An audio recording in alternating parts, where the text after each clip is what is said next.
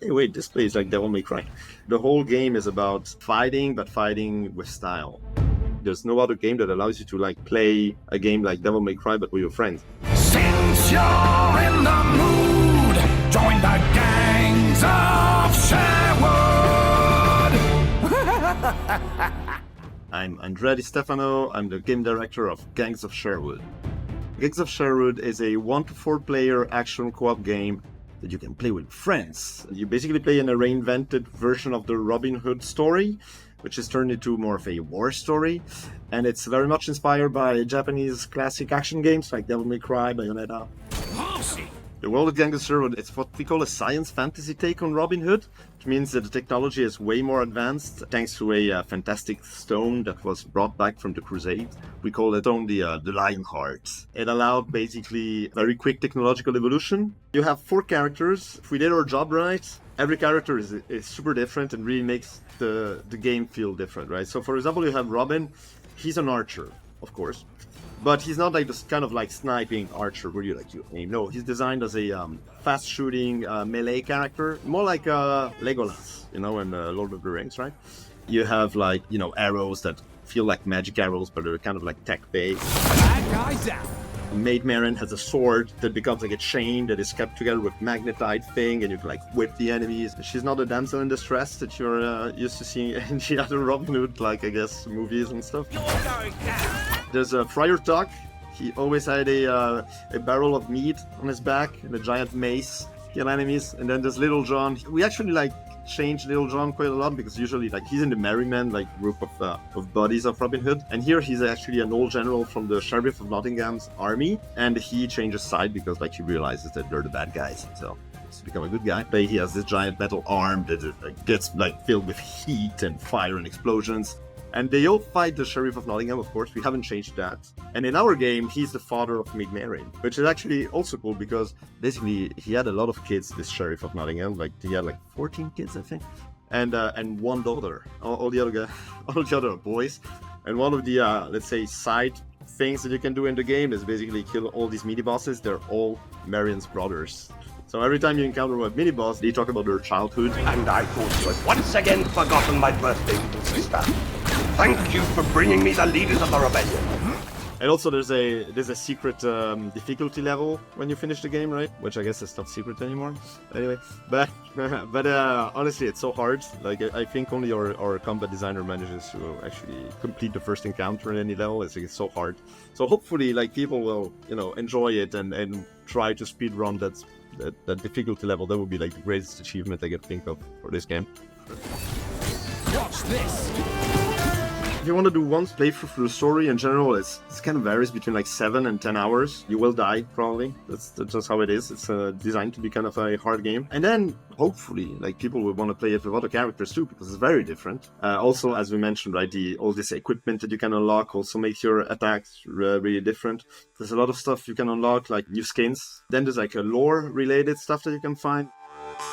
We have this thing where actually every mission is introduced by a puppet show, and you can find puppets around the levels. You can find secret items that appear in your lobby and give you a bit of insight on the world. Gangs of Sherwood. When you start working on narratives, you always think about how are we going to convey the story, right? And then you also look at the team you have. You also look at the amount of time you have. And I could go on for hours about this, but even like AAA games, sometimes they have very different ways of communicating the story. I don't know. At one point I was playing Yakuza, and in Yakuza they have cutscenes. They also have slideshows. They have all these things. So in our case, we were okay, what do we like? We want to make this game kind of fun, right? We want to have a lighter tone, but we also knew that we had a narrator, in Robin Hood, you always have a bard, We didn't really want him to have a bard, so we turned him into some kind of Joker-inspired crazy character, the puppeteer. And I don't know, at one point someone said, maybe we could do puppets. We're puppets, okay, let's see.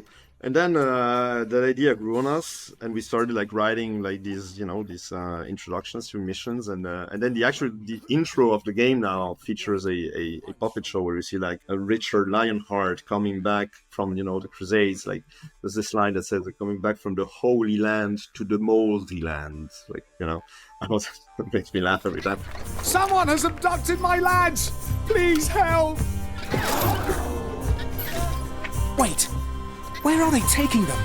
My secret dream And I hope our publisher will do that eventually, is turn these puppets into merchandising. That would be so cool.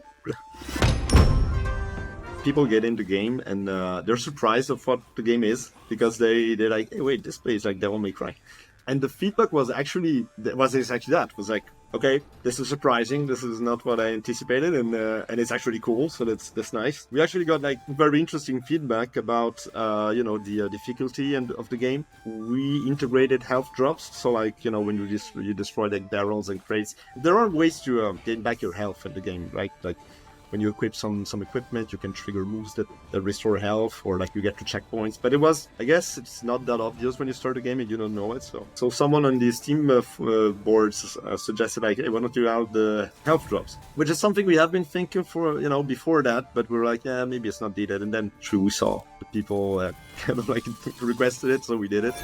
I cannot really tell the details yet, but we are still integrating some things that people asked for. And in general, like, people have been very helpful when it came to bugs, because we're not that big of a team, right? So, like, I mean, we can find a lot of stuff, but probably not everything. And yes, people like were very helpful with that, and it allows us to make the game really better. Yeah.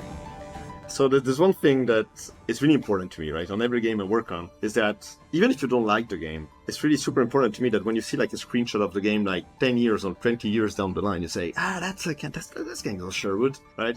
So I think we put a lot of like effort into making sure that every single mission in the game is very different from the other ones. You start in a city that is like being bombed, then you go to Sherwood Forest, then you go like to this dark village that is now a military camp, then I'm not going to spoil everything, but there's a flying airship at one point.